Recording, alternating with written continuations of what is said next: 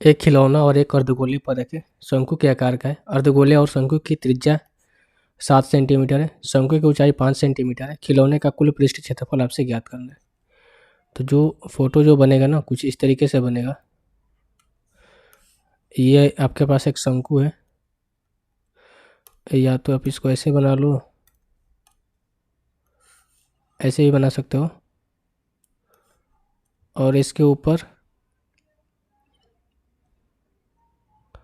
एक खिलौना अर्धगोले पर रखे। नहीं, इसको आप ऐसे ही करो। ये अब नीचे अर्धगोला बना सकते हैं आप। इसमें होगा शायद,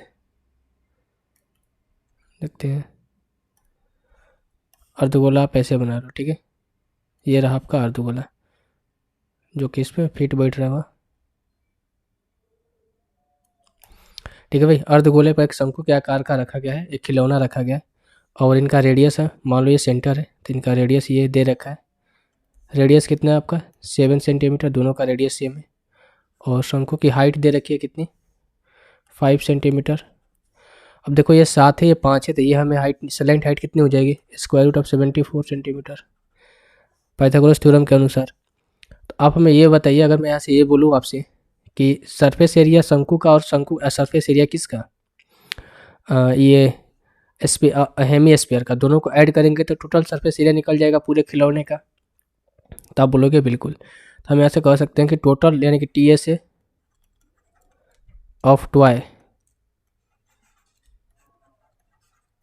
ये क्या हो जाएगा आपका CSA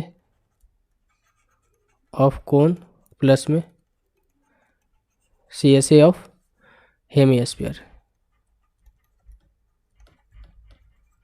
यही होगा। आप हमें ये बताओ कि CSA ऑफ कोन कितना हो जाएगा यहाँ से। अगर मैं 74 को, 74 क्या है, 74 क्या है 91 का करीब है, 91 के करीब है, ठीक है।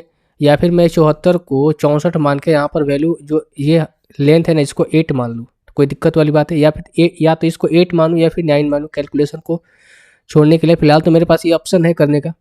एक बार मैं करके देखता हूँ क्या रिजल्ट आता है। अगर मैं 8 मानता हूँ इसको तो जो वैल्यू आएगी उससे हमें बढ़ाना पड़ेगा। अगर 9 मानूंगा तो जो वैल्यू आएगी घटाना पड़ेगा। 8 मान के देखता हूँ। 8 अगर मैं मानूंगा तो ये कितना हो जाएगा आपका CSA ऑफ कोन कितना हो जाएगा, πRL होता है, तो 22/7 इंटू आर कितना है 7 इंटू एल कितना हो जाएगा आपका 8 मैंने मान के रखा है। प्लस में देखो ये एजुम्सन है, ठीक है, यानी कि हमने यहाँ पर माना है। आप भी ऐसे अप्रोक्सीमेशन मानकर क्वेश्चन कीजिएगा, क्योंकि देखो यहाँ पर डेसिमल में भाई है और यहाँ पर √74 आ रहा है, तो फिर कैलकुलेशन काफ़ी होने वाली है। इसीलिए मैंने इसको अप्रोक्स में वैल्यू माना। और हेमी स्क्वायर कितना हो जाएगा आपका 2πr², 2 इंटू 22/7 इंटू 7। अब यहाँ पर जो वैल्यू आएगी कितनी आ जाएगी 176, और यहाँ पर वैल्यू कितनी आ जाएगी भाई 44, 7 का 28, 2 30, 308। अब इसको हम ऐड करेंगे कितना हो जाएगा 8 6 14, 7 1 8 और हो जाएगा 3 1 4, यानी कि 484 से तो वैल्यू ज़्यादा आएगी, ठीक है। ऐसा नहीं कि 484 से वैल्यू 486 आ जाएगी, इससे भी ज़्यादा आनी चाहिए। तो ऑप्शन नंबर 4 नहीं हो सकता। और देखो ये ऑप्शन और ये ऑप्शन काफ़ी ज़्यादा दूर है, तो बचता है आपके पास एक ऑप्शन, ऑप्शन नंबर 3 है। इस क्वेश्चन का आंसर हो जाएगा। क्यों, क्योंकि जब आप इसका वैल्यू निकालना चाहोगे, जब इसकी वैल्यू निकालोगे तो 8 और 9 के बीच में कहीं ना कहीं वैल्यू लाई करेगी। क्योंकि देखो इसमें 8 और 74 के बीच, यानी कि हम यहाँ से बोले कि 8 का क्यों 64 होता है और ये 74 होता है, दोनों के बीच का गैप कितना है 10 का है। अगर मैं 81 लेता हूँ यहाँ से तो इनका बीच का गैप कितना है भाई 7 का गैप है।